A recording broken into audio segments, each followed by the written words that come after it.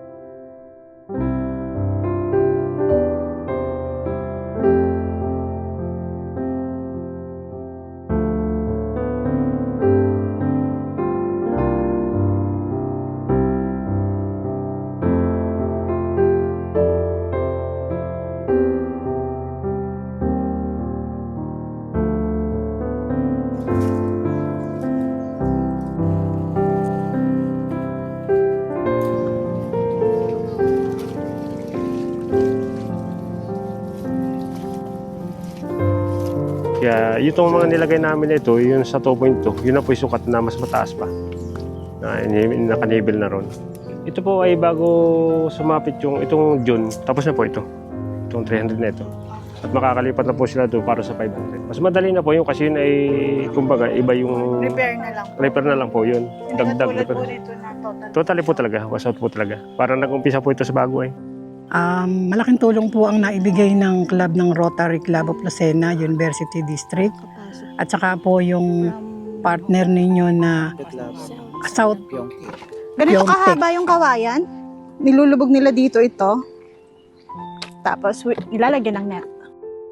Kung ilang taon na ho itong na-wash out. Mas mabilis na po yung magagawa kayo compare dito sa ano.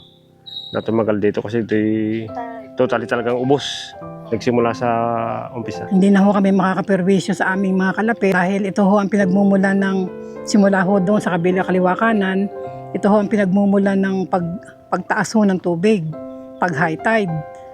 Ngayon po ay mapipigil na at gaganda na po ho ang produksyon ng aming mga samahan.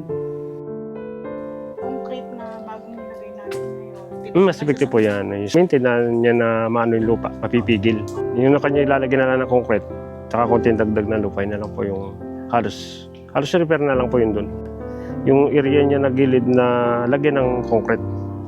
Kasi pilapil naman talaga niyang mataas na. Taas po talaga itong mga taong dumarating po tumataas at tumataas.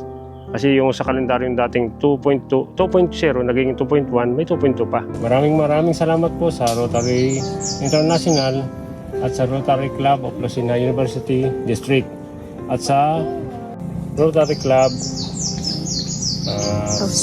of South Pyeongtaek.